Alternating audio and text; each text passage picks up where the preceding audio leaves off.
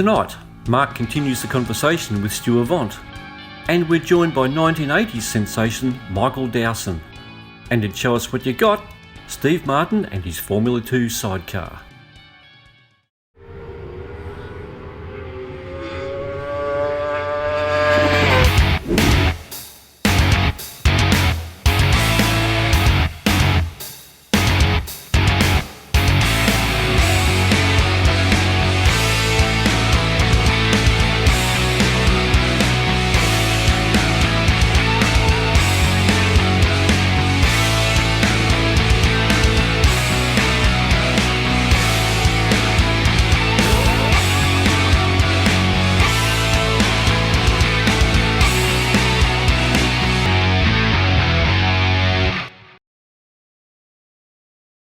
Welcome to another episode of Let's Talk Motorsport.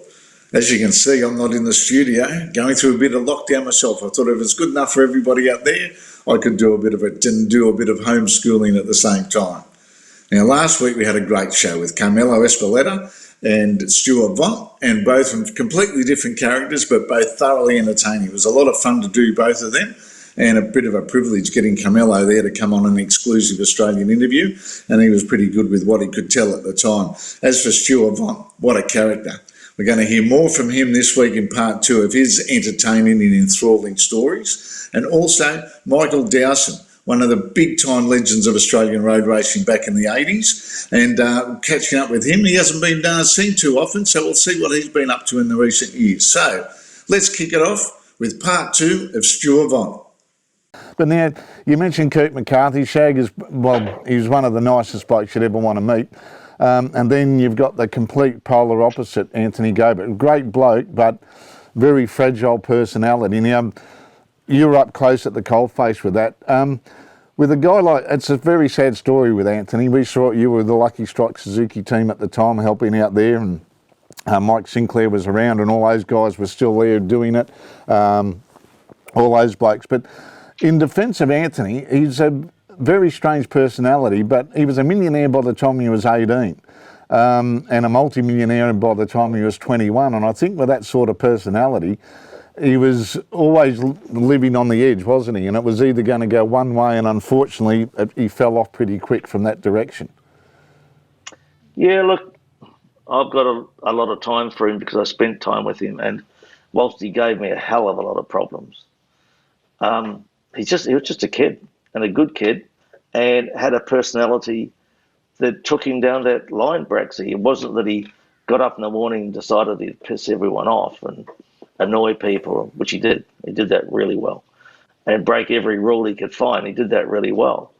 But he thought he was invincible, and that no matter how hard he pushed people, including the FIM, everyone would just accept it, you know. And we tried very hard as a team at Suzuki, harder than anyone could ever imagine.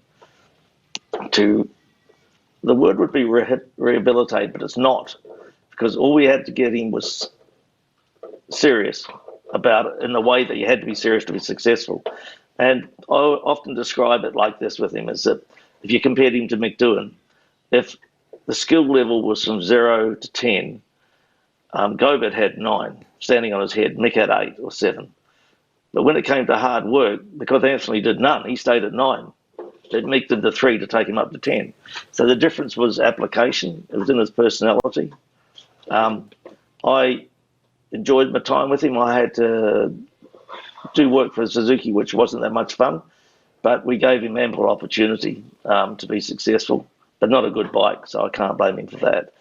And I'd love to have calmed down, waited till we got a better bike, but it's not in his DNA. And I know that through my own son, and I know it through other people, that you can't change someone that doesn't want to be changed. And even when we sat him down with Swansea and spoke to him, and Rainey and spoke to him, he'd walk away going, nah, they don't know nothing. It was just Anthony. And, you know, I don't know what he's up to now, but I hope he stays healthy enough, because basically he's a very nice young fella.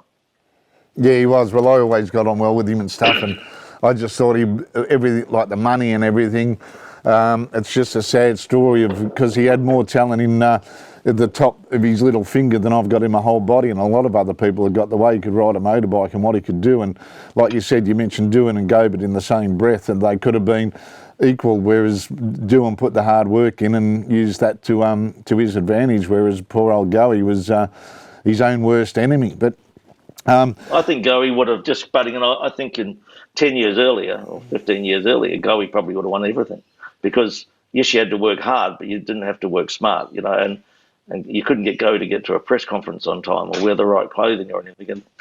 And 15 years earlier, he didn't have to do that. He would have just used his skill and gone out there, and everyone had the same bike, and he would have run rings around half the people. Yeah. But it's a past, and I wish him well, to be honest. Well, talking about the present now before we close up, Stu, because I know you've got plenty of things to do. Last couple you alluded to classic racing before, but you've really embraced that, particularly when we saw at the International Festival of Speed in Sydney a couple of years ago, when we had your old teammate basically turning up, Steve Parrish, Jeremy McWilliams, Kevin Schwantz was there that you worked with in the past, and Tom Dermody with the bikes, you guys there with Mike Sinclair, Paul Tracy, one of the geniuses of electronics and suspension, Mike Sinclair, just a genius and all-round good bloke. What he doesn't know about a motorbike's not worth knowing about, but that seemed to rekindle your interest again. Not that it waned or anything, but you know what I mean? It really upped it, and I could see in your face and everybody, the camaraderie and just the piss-taking that went on was just amazing. Yeah, it's good value. By example, Cross and me never really got on that well because you can't get on well with someone that's better than you. So that's why I couldn't get on with him. And but now we're absolutely great mates. And we had Jeremy Burgess, and I've known JB since '75. We gave him a little badge. He's a drinks monitor. And yet, from the group we had an accident in Auckland. And we had a rider down, and he had broken wrists in his back, Paul, loveliest guy in the world. And we thought we should try and get his wife over to see him, but partly because we knew he was okay and we didn't want to bother with him because we had other stuff to do. Good road racing attitude to life. And we were saying, how can we get Sarah over? And Dickie Smart said, well, I've got a jet coming over this afternoon to pick up Bruno Mars. So it gives you the sort of group of people that are there, that we prepare the bikes well, we turn up well. Tom's a fantastic investor and a real enthusiast, and he's strong and he's tough, but he just loves what we do.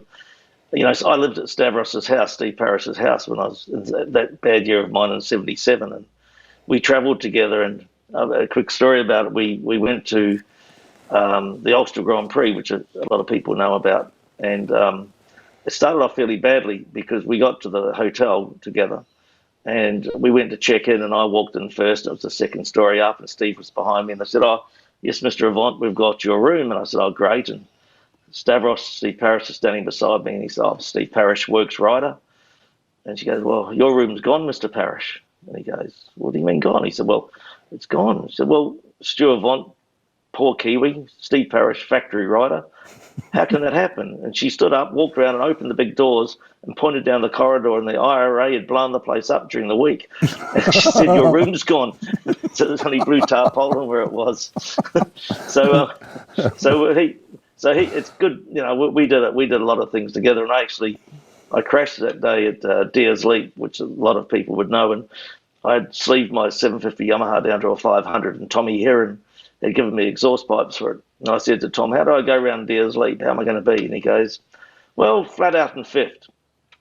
So I thought, great, got a good start. I think I was first or second. I get to Deers Leap, bang, down the wall, down the stone wall, should be dead, right down the end. I get myself up somehow. I get back to the pits, and Steve Parrish is going through my pockets. And I said, what are you doing, mate? He said, oh, I thought you were dead and you hadn't paid for the ferry trip.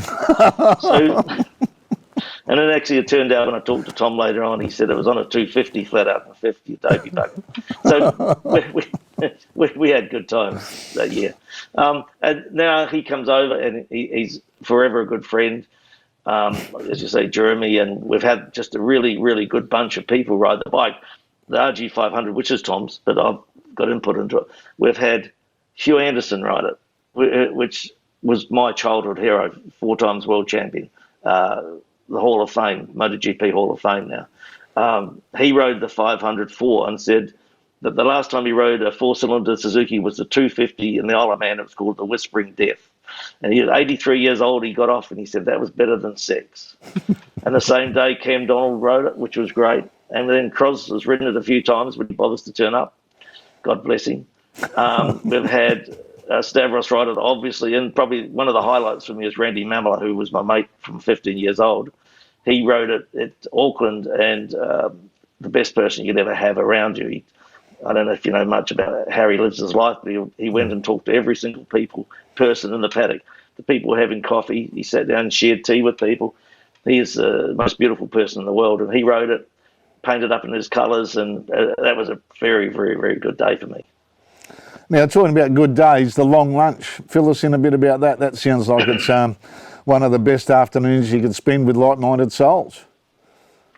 Yeah, well, Pete Donaldson decided to have one for Mike Sinclair and myself in Christchurch about 6 or 7 years ago, maybe more. So we all went over, Murray Sale, Jeff Sale, God bless them, good bunch of people. Mike Perro turned up for 5 minutes and went home 5 hours later. And we just stood up there and talked about our experiences in this, 76, 77, Michael and I. And it went down really good. So we thought, well, let's have another one. So since then, every couple of years, they have a long lunch. And the last one I went to was in Martinborough, just out of Wellington. I hadn't ridden a motorbike, as you said, for 30 years. And the boys convinced me that I could ride a bike still. So we had a Ducati 800 Scrambler, and I had borrowed clothes that didn't fit, and a helmet that didn't fit, and shoes that didn't fit. And I looked up at the sky and I said, I don't want to do this. And Aaron Slight said, Stewie, the weather's good. You'll be safe. Not a problem in the world. Cross said, just take it easy, son. You'll be all right. Gary Goodfellow said, we'll take it easy for you. So we went round the town square, and then Gary put his bike up on the back wheel, his adventurer with his girlfriend on the back. Slighty lit up, and next thing you know, they're doing 150 km out of town. So I did that ride and had a little incident where I hit my balls on the tank and was in a lot of pain. I got lost. It took me 4 hours to do 20 Ks, but I think I enjoyed it. It sounds like it, mate. It sounds like it. But, mate, I could talk to you while I'm going to get a licence because, our joint friend Kevy McGee is my neighbour. Consistently tries to convince me to ride a bike whenever I go up there. I've got little arrows all in chalk, and then it says, sit here, use the throttle. But, that's Magoo, isn't it? It is Magoo, and well, he's in love with those three-wheelers now, that thing with the two wheels at the front. I've seen him charging around the streets of the eastern suburbs as if he's on a Grand Prix bike on it. He loves those things. No, no, he's back to postie bikes. So it's just postie bikes. Yeah, postie bikes, he's back to that. So it's a love of his life, and he's God's best bloke, Kevin McGee, and I'm pleased to have him as a neighbour, as a mate, and he spends a lot of time with me, comes around home, and we have to tell him when, we've run out of wine, it's time to go home, and there's no one better in the world. Mate, you're all good blokes, and it's been a privilege to get to know you and call you friends over the years as well. I could speak to you for hours, Stu. I know you've got that many. You've probably got more stories than William Shakespeare's tucked away in that grey matter of yours. But I've got one question to ask you before we finished. When are you writing a book? X-rated or R-rated? Well, why not? We're all modern. We're all grown up now. Look, I could write a book, I guess, but I feel it's rather self-indulgent. I'd rather just have an editor mates. I certainly have enough to fill it because those years in Europe were somewhat interesting, and the years in Asia, as you know, Braxy, as an ex-RAF man, were rather interesting as well. So I could write one, but it won't happen because I feel that not many people would be interested. So I don't know, but best I just keep going the way I'm going. Even the Asia, we didn't even get on Asia bit because we've got mutual friends over there with Karbeng Ho, with KB, and just the man that just passed recently, Bulldog Kwan. They would have had a bit of an influence on you as well. Oh, well, they were my teammates, like Foreman O and Jerry Louie and all those people. And my days in Malaysia with Suzuki were really, really good. And the days in Indonesia were just absolutely madness with Davey Aldana, and I can tell you stories that would keep you going for quite some time with David. So we had good times, I have to say. And I guess we'll do part 2 sometime. I think, well, I was about to say you took the words right out of my mouth, Mr. Avant, so we will have to do part 2. We can make a long extended podcast of this or anything. But mate, thanks for joining us, Stuart. It's been really good to catch up with you. Pity about the tyranny of distance, but hopefully we'll see each other at a race meeting very soon. Cheers, mate. Thanks, Brexy. Stay safe. Make sure to visit letstalkmotorsport.com.au where you can upload your race bike or car or kart and show us what you've got. It's easy and we want to share your passion with others right here on the show. While you're there, you can visit our YouTube channel with loads of videos to catch up on and follow us on Facebook. letstalkmotorsport.com.au, one destination with the lot. Well, that was good to hear from Stu, and thanks for him for explaining some of those stories and being at the coalface when Anthony gave it in that GP career, short-lived as it was, but he was at the coalface of it. And also, he's got more stories than the Bible, and where truth is stranger than fiction in a lot of ways, and hopefully we can delve into that book again with Stu and come up with some more classics. What an entertaining soul he is to talk to. So we'll get to catch up with him sometime soon in the future, but now, a man that was good on 2 strokes or 4 strokes, little bores or big bores, hailed from Western Australia, made a big impact here in domestic racing. Pity he didn't go overseas and extend it because he certainly had the talent to do it. Let's have a chat with Michael Dowson. Well, Michael Dowson, welcome to Let's Talk Motorsport. Thanks for joining us from the Wild West where you are. How are things going with you? Yeah, good, thanks, Braxy. Yeah, we're at the moment with this shutdown thing, we're helping out some friends and looking after an 11,000-acre farm. So it's not a bad place to be isolating. Yeah, 11,000 acres. You can get really lost there without too much trouble. Yeah, no, we do. We bought a couple of dirt bikes from the boys in 5-Star and Freo just recently. Got a YZ450 and Joe got a 230 TDR. And, yeah, don't worry, I've been using a little GPS so we can make our way home for morning tea and stuff. So you still get on a dirt bikes a little bit, but that's about it? Yeah. Still like road bikes. Still, you can't, I think once you're a motorbike person, I think it's with you for life, I think. You keep your finger on the pulse of what's happening with racing, even though you're a long time retired? Oh, yeah. It feels like yesterday, Braxy, as you've been around for a long time, but, yeah.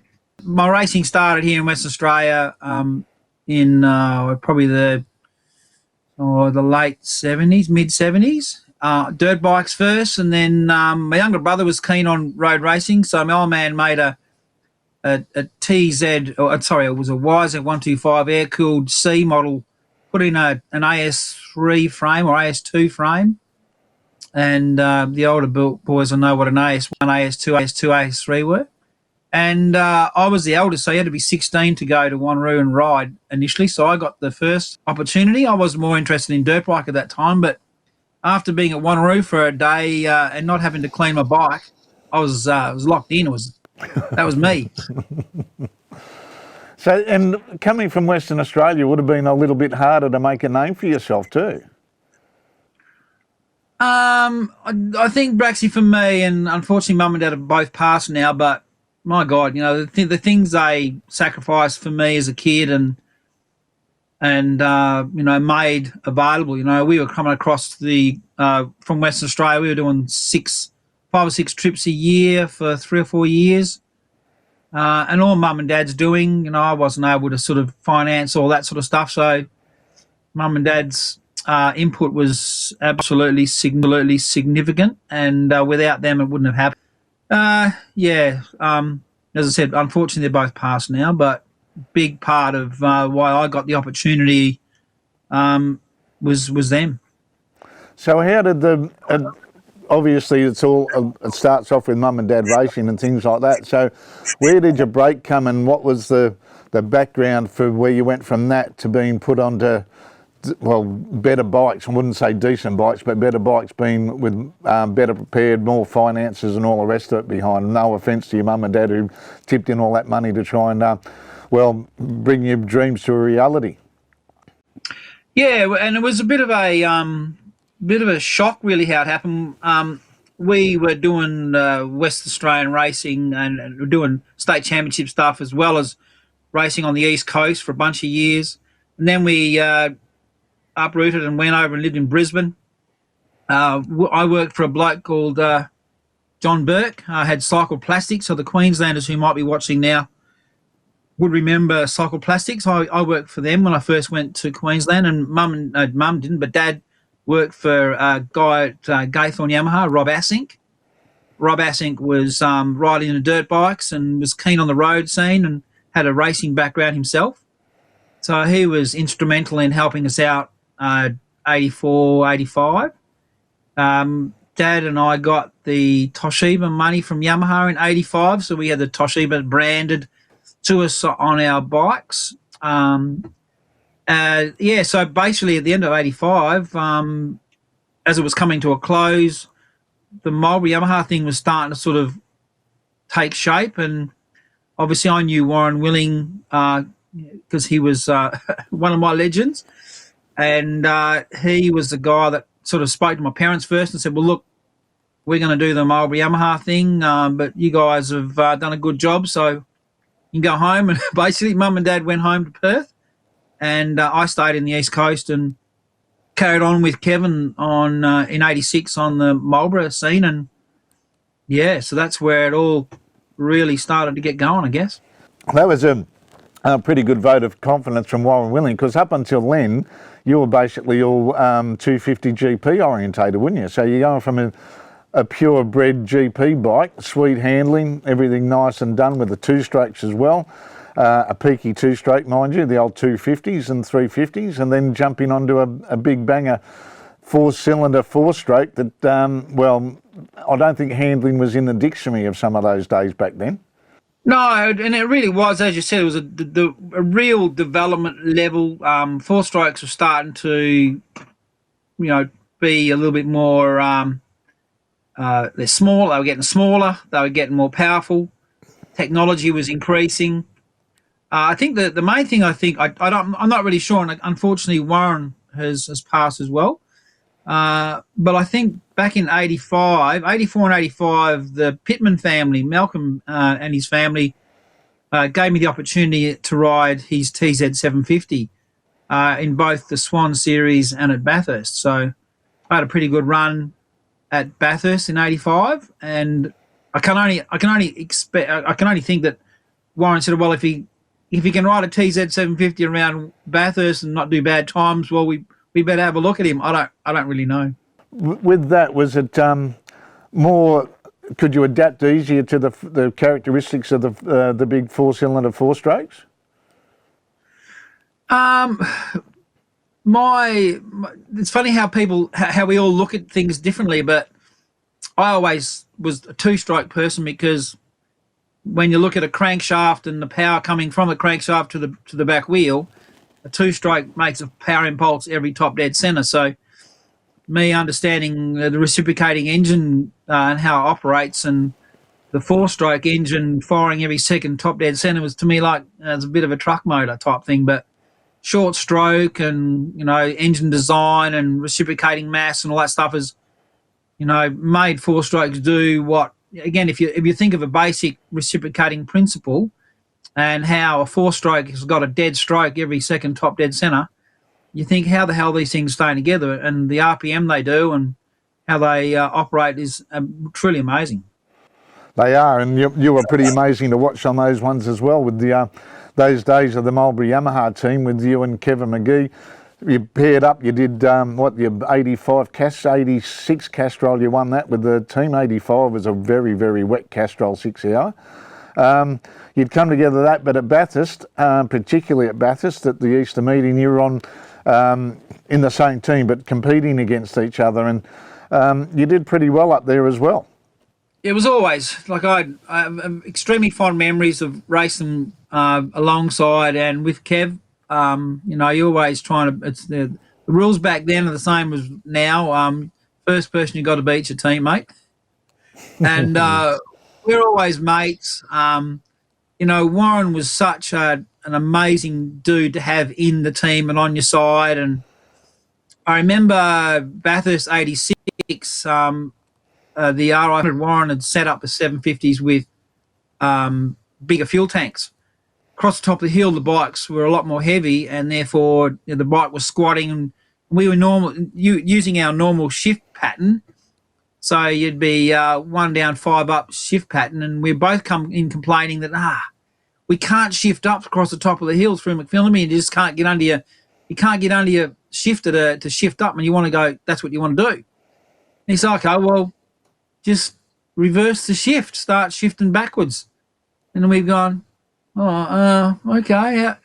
How can you just get used to that especially somewhere like Bathurst? But I think we both missed a couple of gears, and away we went. And basically from 86, we used that reverse pattern, and I still do.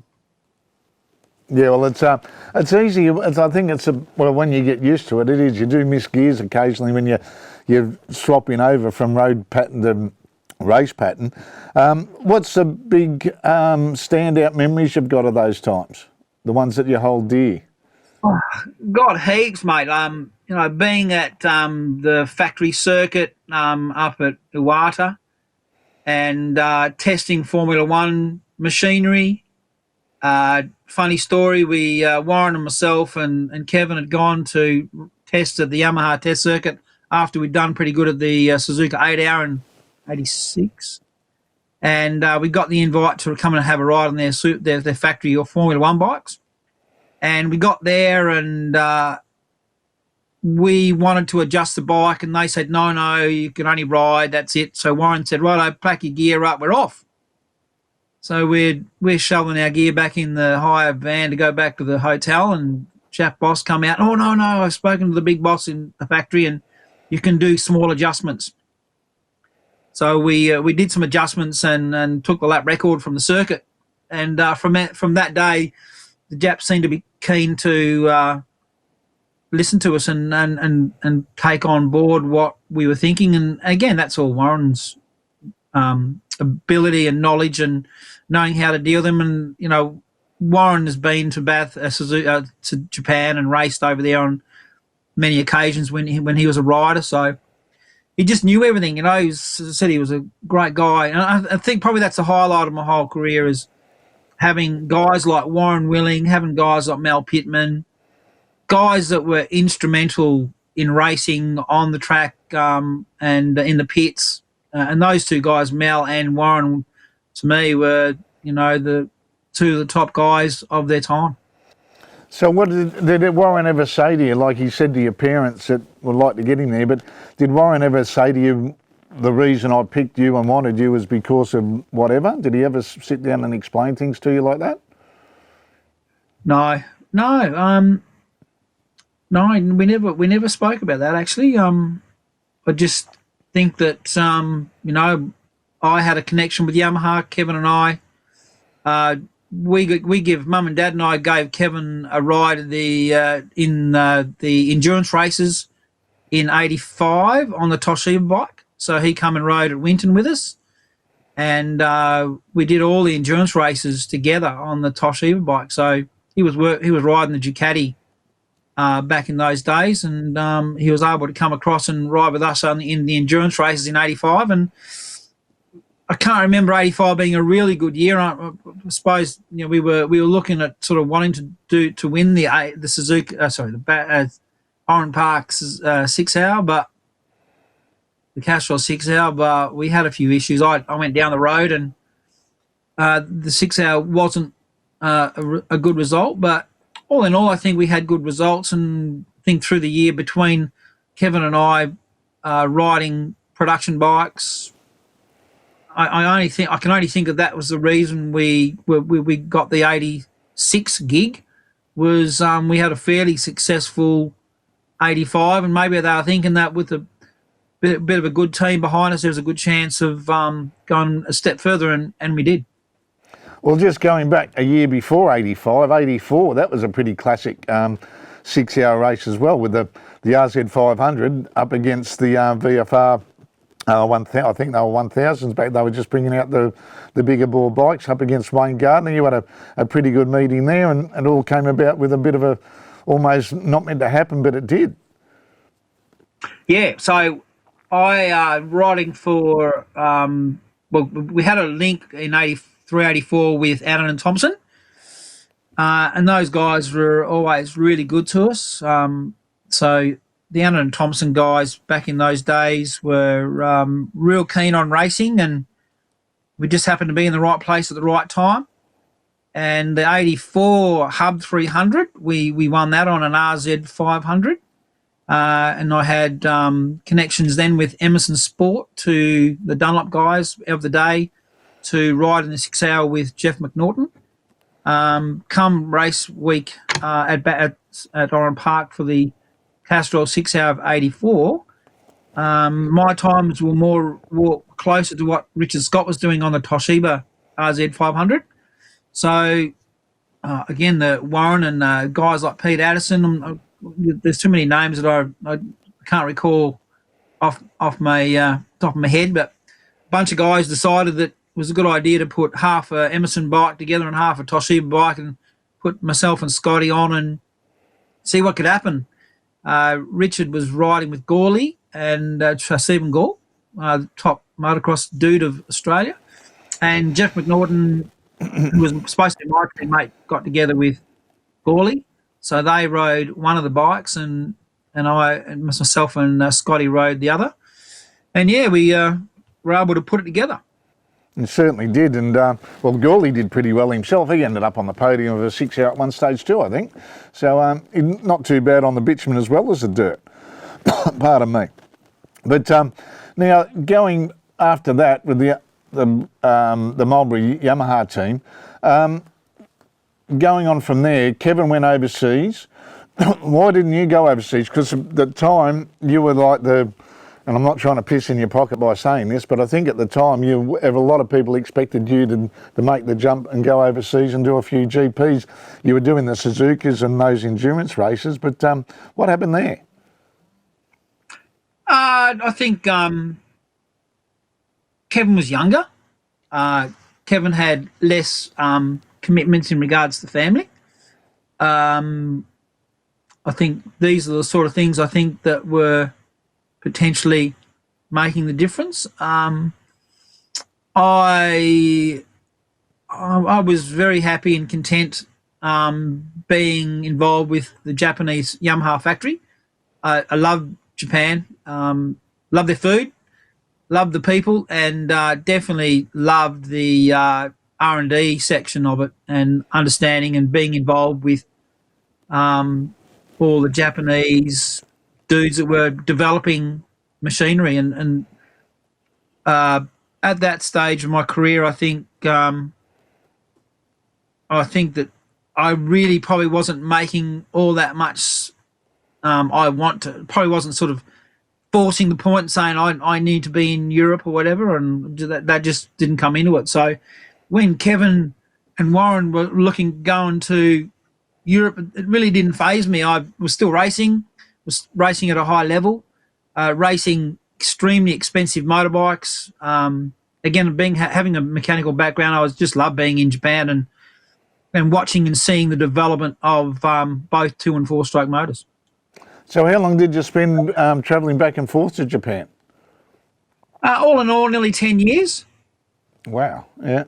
I did a stint for Yamaha. I did a stint with Kawasaki Heavy Industries down in Kobe, a place called Nishiakashi.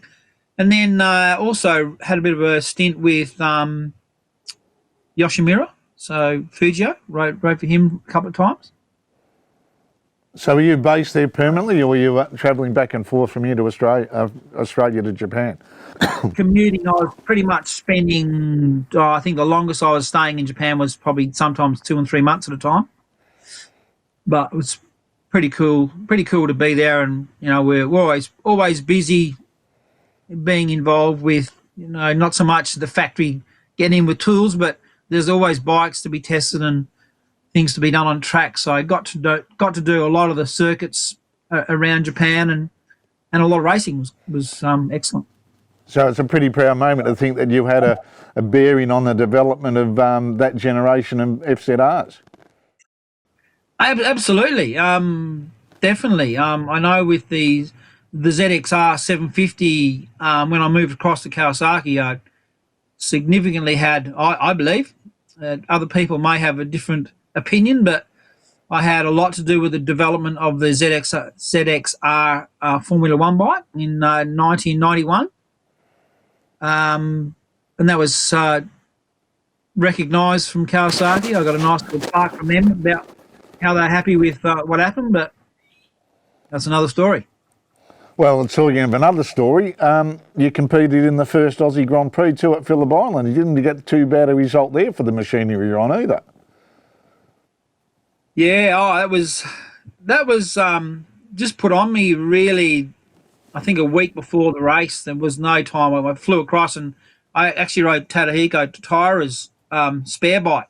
So they flew us across to Japan, had a ride at the test circuit, and then straight to the Grand Prix. So I think that maybe if I'd won the race, the boys might have said, "Oh, we better give this guy a go," but that didn't happen. I got in the top 10, which wasn't too bad, but yeah, those bikes need to be understood before you get aggressive on the throttle. And I'd already had my fair share of going down the road and going to hospital, so that's just how it is. So what was it like? That was, obviously you said you hadn't had much time on it, but talking, because they're called the unridables, so, and particularly around a place like Phillip Island where you've got to be on the pipe the whole time. Was there many scary moments that you were faced with coming to grips with that in such a short space of time? And being on the same track with the guys like Schwantz, Rainey, Christian Saron, Randy Mamela was there, Eddie Lawson, Freddie Spencer took part in the first Aussie GP on the Yamaha as well. Mate, there was a lot of names and egos on the same track with you at the same time. Well, I think the main thing there, I suppose, at that point in '89 was we'd already had 3 years of racing against these guys and getting to know them and being at test circuits, being at the 8 hour, being at endurance races and knowing them quite well. So by the time '89, then the 1989 Australian Grand Prix come around, there was no issues in regards to, oh my God, I'm on the same grid as all these guys, because we'd already known them for quite a while. Yeah. The issue I had was I had to get it home. I really I was 29 at that stage, so if I jumped on it at 21, maybe I would have gone straight to hospital. I'm not sure, but had a good think about it. When I was 29, I was thinking, I've already broken a lot of bones, and I got to get this thing home. And again, it was his first Australian Grand Prix, so it was a big deal. So I didn't want to be wrecking this motorbike. The issue is, Braxy, that I've already been to Japan on a number of occasions and crashed very expensive motorbikes, and the Japs, it's a really bad feeling to have bosses walking past you and look down and look away from you like they didn't have to say any words to me. So to crash a factory 500 at the Australian Grand Prix, that was not going to happen. And that's how I rode the bike. What do you do now? You're not racing or doing anything else, but you're keeping yourself pretty busy, I take it, over there. Yeah, a friend of mine is operating. I'm a commercial boat captain these days, so we run a 70-ton catamaran between Fremantle and Derby, going up into the Kimberley. So we went as far as Wyndham a couple of years ago. This last year, we've just been developing and operating off Gelton at the Abrolhos Islands. So, yeah, we basically been living on the boat 6 months of the year or a bit more between Geraldton and up into the Kimberley. So it's been really good fun. Nice and relaxed by the sound of it. Oh, yeah. Well, there's only three of us. There's myself and Joanne, my wife, and Ash that operate the boat on a daily basis when we're away. So, a boat can sink and conditions can get you. Yeah, the sleeping process on board, especially when you've got paying passengers and looking after people, Sounds like you haven't got too many regrets about how your career panned out and not maybe going on the way others guys did. You were quite happy to sit back and as we grow old gracefully and reflect on what happened? Well, you can't do much about the past, but, you know, you can look at it two ways. I've got a couple of teammates that between them have got 7 world championships. So that can either be, oh, well, that's pretty good. I know guys that have got world championships, but, you know, that's just the luck of the draw sometimes. There's a lot of guys that were on the grid with me all through my career that, you know, finished up pretty broken and not here. And so, no, I'm more than happy to still have a pulse and look back and still watch you guys presenting on TV what's going on. All right, mate. Well, hopefully we can get you back for a part 2 one of these days as well, mate. And really good to talk to you, Mick. And all the best over there in self-isolation. And thanks for joining us here on Let's Talk Motorsport. Yeah, thanks, Braxy. I really enjoyed it.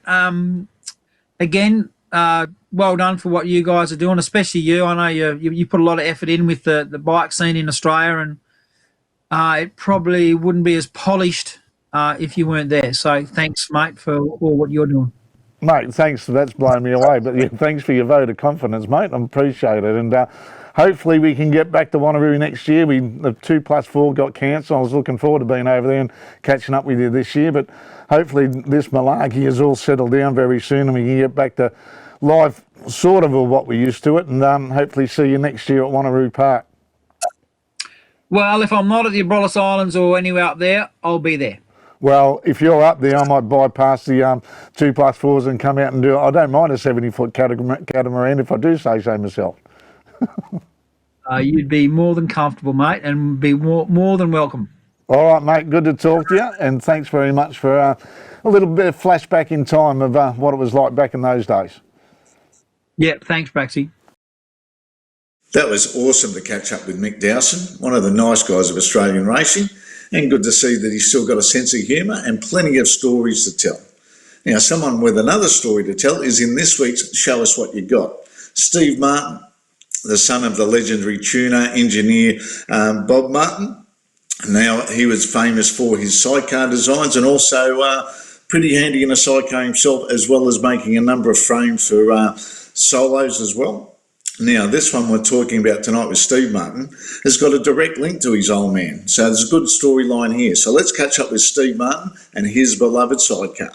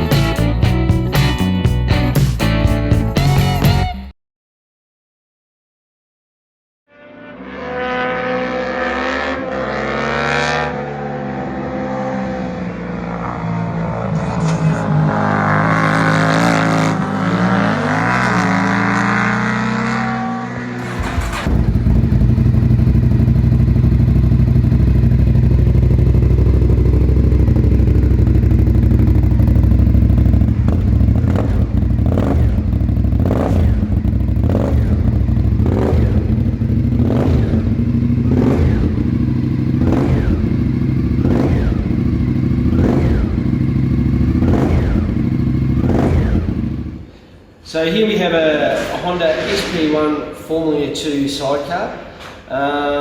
It was a crazy idea driven by my old man back in the early 2000s that he wanted to actually put a V-twin motorcycle into a sidecar on modern day. So this is his original paint colour scheme that we wanted to run for the bike, because it's basically almost a fair bit about Bob himself in being pretty much his last build before he passed away. So here we are in all its glory. It's probably one of the last BME Bob Martin engineering frames. Architect was Bob himself, and myself and a few others fabricated the bike. We pretty much machined the magnesium hubs ourselves. We made our own cast iron disc rotors. We're running a full chrome moly chassis, and it's actually, the engine itself is a stress member of the chassis, so we can actually take away the front end and leave the engine in and actually rebuild the motor or do a quick repair if needed at the racetrack instead of having to pull the whole engine out. So, and then also we're running Olin suspension, which has actually been working fantastic. Our exhaust system was made by Mark from Mad As Exhaust. Did an absolute ripper job getting that up and running for us. And a lot of work with getting it wired in, and we actually had to source our own radiator and get that fabricated, our own oil cooler, got that fabricated. Yeah, so pretty much the fuel tank, pretty much everything that you see here is basically in-house. There's not much that isn't. We had to get our own fuel injection system running on our own because it was a lot different to most others, and Billy Stoyle was great in the architect for that one. We've had to shorten the airbox down by 70mm to actually get it to fit inside the sidecar so the rider can actually look over the top. So by shortening that, we've actually extended our airbox intake. So it actually, volume-wise, is still the same as a road bike. So we've still got a lot of R&D to do with where we're at. It's still basically a new sidecar, even though we fabricated it back in the early 2000s. Obviously, life got in the way, and a few people got up me to tell me that it's about time I got the sidecar out. So 18 months ago, we brought it out and pulled it all apart, repainted it, and we've done a couple of test sessions. I've got Bill Sayers riding it with Melissa Foot swinging.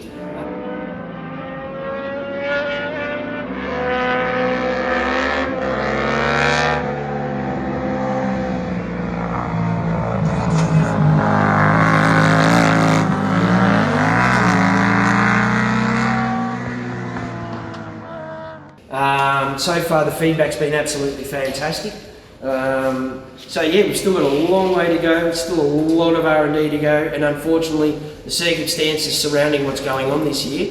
So it's a little bit unfortunate, but it is what it is, and we're more than happy and can't wait to get out there as soon as we're allowed to. So, and also our Avon tyres, which most sidecars run these days. So yeah, so the bike's pretty much at the next level. We're just going to go out and twist the grip. Great to see that Steve Martin has inherited the passion his old man Bob had for motorcycle engineering, and what a pristine work of art that sidecar is. Well, that brings us to a close of another episode of Let's Talk Motorsport. Help spread the word by telling everybody about Let's Talk Motorsport, and if you can't get enough of us, log on to our website, letstalkmotorsport.com.au, where you can catch up with all the previous episodes. And if you want to listen to them, we've got audio podcasts on a number of different platforms. All the information is there. So spread the word about us. And until next week, this is Braxy signing off. Colin Edwards has been looking over my shoulder, keeping an eye on things. So hopefully next week we're in a lot better situation than we are in this week as we come out of lockdown and move into the future.